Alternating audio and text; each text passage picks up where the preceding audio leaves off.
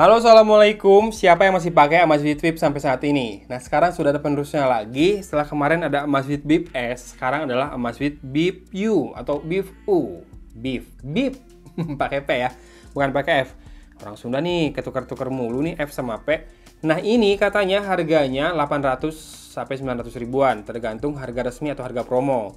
Ini segera resmi di Indonesia tanggal 25 November ini. Dan kalau ngelihat dari penampakannya makin kece ya. Ini biasanya jadi smartwatch yang laris juga karena memang harganya terjangkau dan biasanya juga banyak aksesoris yang dijual buat produk yang laris itu ya. Jadi karena laris dulu kayaknya aksesorisnya jadi banyak, bukan karena banyak jadi laris. Pokoknya gitulah. Nah, ini bisa dilihat juga highlight fiturnya. Yang pertama dia pakai 1,43 inci large color display. Punya sport mode-nya 60 lebih, ada blood oxygen, saturation measurement, kemudian 9-day battery life. 9 day ya. Seingat saya Bip dulu bisa 20 hari loh. Kemudian di sini kita bisa lihat juga beratnya ringan sekali, 31 gram saja.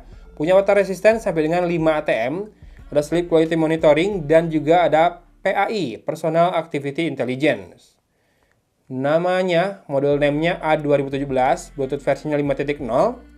Kompatibel dengan Android 5.0 atau iOS 10.0 ke atas ya. Dan ini warna hitam yang saya coba kali ini. Setelah itu, langsung kita unbox aja ya. Oke, dock charge-nya ini kalau mau dibuka harus disobek. Jadi kalau sudah disobek, sudah dibuka, sudah bukan baru ya. Ih, nyampah nih ininya. Yes, dock charge-nya baru. Jadi sekarang lebih kecil seperti ini, langsung nempel di bagian belakang aja, nggak bisa jadi desktop stand ya, seperti Amazfit Bip seri pertama dulu. Ini USB Type A colokannya, seperti ini penampakannya. Kemudian di sini kita bisa temukan satu baksi buku manual. Ya betul, buku manualnya aja dikasih partisi, berbagai bahasa, bahasa Indonesia, sayangnya belum ada. Aplikasinya sekarang namanya Zepp. Saya sudah install tadi karena sudah nebak. Jadi dulu namanya aplikasinya Amazfit, sekarang jadi Zepp. Ini dia smartwatch-nya. Seperti ini penampakannya. Tidak terlalu melengkung pinggirannya. Nggak 2.5D lagi sekarang sepertinya. Tapi si layarnya sih sebenarnya rada-rada melengkung ya kacanya. Cuma bagian pinggirnya begitu masuk ke frame atau ke bezelnya udah nggak melengkung lagi. Framenya plastik sepertinya, polikarbonat dan di sini heart rate sensornya lumayan besar ya, dengan lampu yang banyak juga.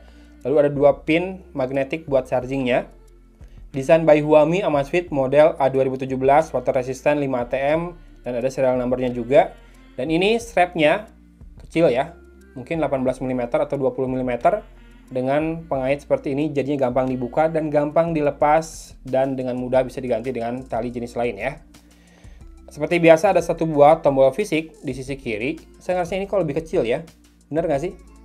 Begitu dinyalakan langsung dibilang download app to bind watch. Kalau digeser ada about, regulation, factory reset, dan shutdown. About. Firmware versionnya ada versi 1.0.0.15 emoji. Apa nih? Emoji Google. Back aja dulu. Kita tambah dari sini nih. Tambah. Watch, got it. Dia minta record video. Watch with a QR code bisa ya. Kita scan. Oke, langsung. A few moments later. Oke, ada konfirmasi dulu ya. Seperti biasa UX yang bagus. Jadi nggak asal pairing-pairing aja. Ada konfirmasi dulu. Oke, saya baru lihat nih layarnya ini rounded rectangle ya. Dan lebih kecil, bener. Bip U ini dan berwarna. Sepertinya warnanya lebih bagus dibandingkan Amazfit Bip yang versi pertama yang kusam warnanya. Tapi efeknya adalah ini diklaim daya tahan baterainya 9 hari. Sebetulnya cukup lama buat sebuah smartwatch, tapi kalau dibandingkan dengan Amazfit Bip seri pertama malah lebih pendek ya. Oke. Activate new device. Activate. Sementara nunggu kita akan pakai smartwatch-nya di pergelangan tangan. Ini juga tidak terlalu besar. Dan strapnya lembut ya, dengan finishing yang juga halus, agak-agak glossy sedikit, mengkilap. matte sih, tapi rada-rada halus, rada-rada licin gitu, nggak glossy-glossy banget juga sebetulnya. Enak ya di tangan. Oke, ada turn wrist detection. Kalau di swipe dari atas ada toggles, do not disturb mode, alarm, brightness-nya mau berapa persen. Oh, ada 0 sampai dengan 4 ya, jadi 5 level brightness-nya.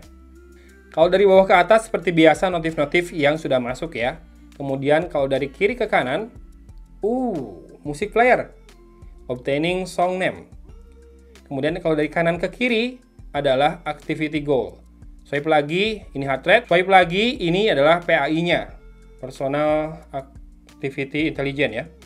Kemudian weather, dan kembali ke song. Ini sirkular ya menunya ya.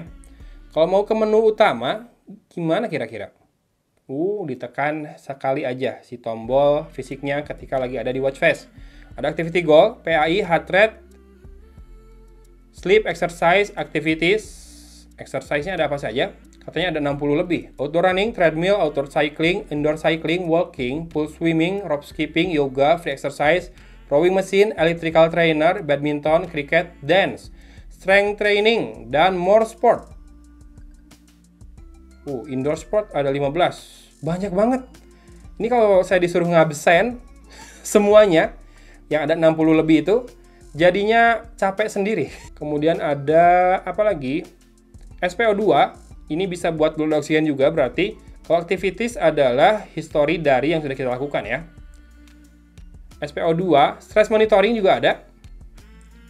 Ada mesurnya dan ada ini keterangan tentang persentase stresnya ya. Respiratory training, oke, ini buat tarik nafas, dia kasih bimbingan ya. Cycle tracking, ini buat cewek, jadi menstrual period tuh. Alarm bisa dari sini juga, ditambahkan langsung, mantap. Nggak usah dari aplikasi Zepp-nya. Ada more, weather, musik, countdown, stopwatch, Pomodoro. Pomodoro itu apa ya? Saya taunya Podomoro. Word clock, taking pictures remotely, dan find my phone. Tadi yang kita belum adalah setting ya. Ada watch face, auto screen off-nya bisa di set berapa detik. Paling lama 15 detik ya. Oke. Kemudian screen lock setting.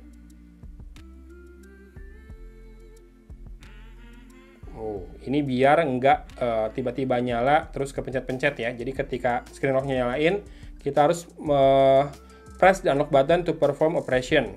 Oke, bagus. Lead upon rise leave. Nyalakan kalau kita putar pergelangan tangan bisa. All day on atau pakai schedule bisa. Mantap. Lead upon notification juga all day on. Mantap. Preference. About, regulation, restart, shutdown, dan factory reset. System. About, berarti bukan preference tadi ya? Itu system. Kalau preference, shortcut apps. Bisa di set nih, shortcut apps-nya ditambahin dari sini. Ini lengkap banget ya. Pengaturannya bisa dilakukan semua dari smartwatch. Kayaknya nggak perlu lagi smartphone kalau sudah connect. Mantap. Press and hold button fisik ini buat masuk ke apa? Bisa dipilih juga nih. Ada exercise, PAI, heart rate, sleep, activity, dan lain-lain. Semuanya banyak banget. Vibration strength bisa diatur, time format juga bisa diatur. Date format juga bisa ya. Saya sih pakai DDMMYYY. Terakhir adalah watch face yang ingin saya lihat. Watch face bawaannya ada berapa? 1, 2, 3, 4. Oke, 4. Dan ini ada yang analog seperti ini. Simple banget. Tapi lengkap ya, di setiap sudutnya ada informasi tuh. Ada heart rate, ada persentase baterai, ada jumlah langkah, dan ada PAI indeksnya. Ada tanggal dan juga hari ya. Sekarang kita lihat dari aplikasi Zepp apa yang bisa dilakukan.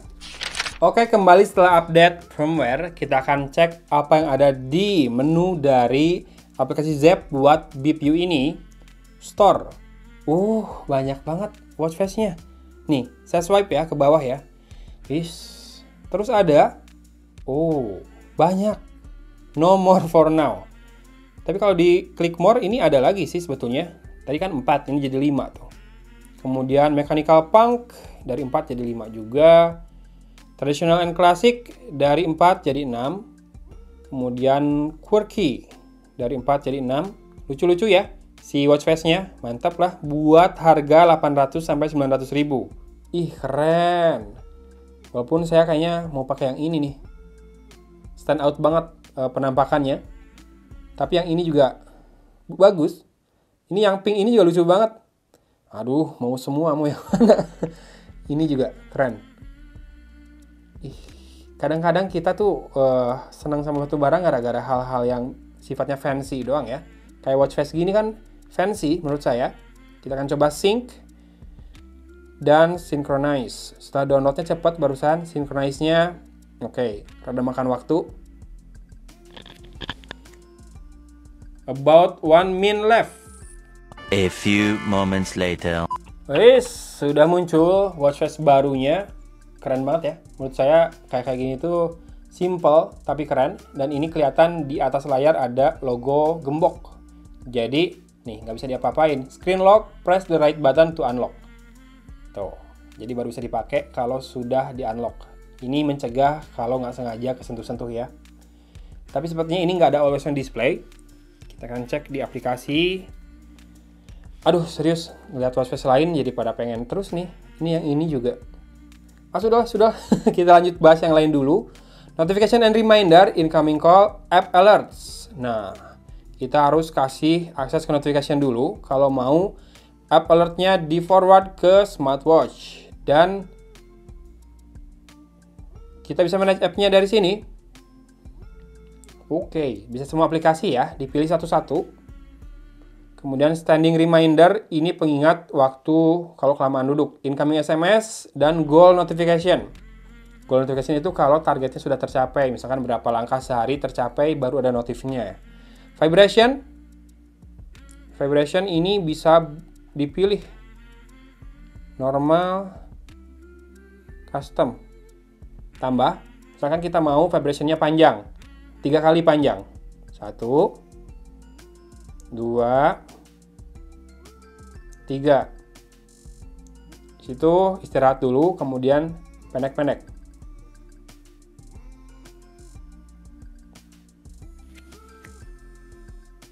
Satu, 2, 3, kemudian pendek-pendek. Tuh agak. Oke, mantap. Jadi vibrationnya juga bisa pakai pola. Biar kita bisa mengenali misalkan, oh kalau vibrate-nya gini itu berarti buat telepon. Kalau kayak gini berarti buat SMS. Kalau pendek-pendek aja berarti buat WhatsApp. Ih, mantap ya, serius. Saya baru nemu yang kayak gini di sini. Itu buat telepon. Misalkan buat SMS, oh default aja. Tit.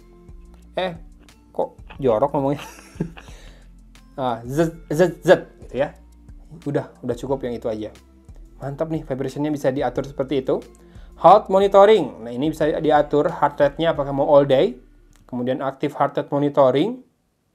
Jadi kalau ada increase the heart rate detection frequency to record the heart rate change. Jadi kalau makin tinggi si heart rate-nya, maka makin sering diukur biar bisa menjaga dan memberi alert duluan ya sebelum tiba-tiba naik tinggi banget.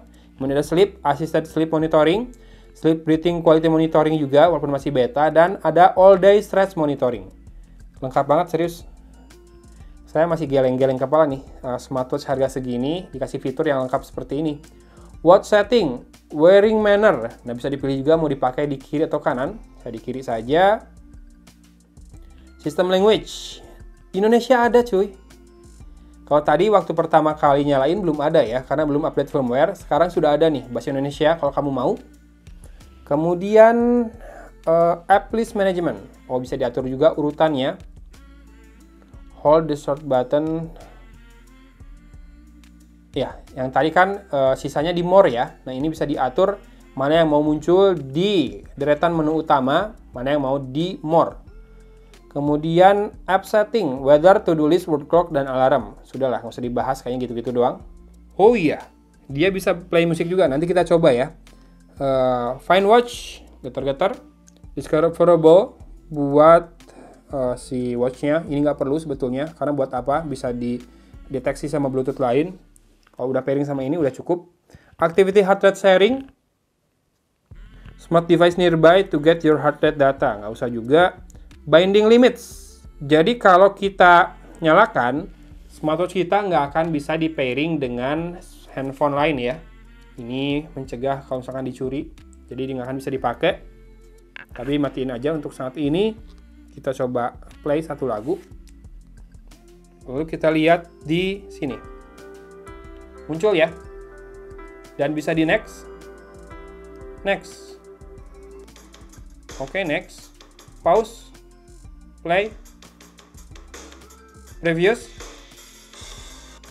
Oke, previous ini by default tetap di satu lagu yang sama, tapi muncul mulai dari awal lagi.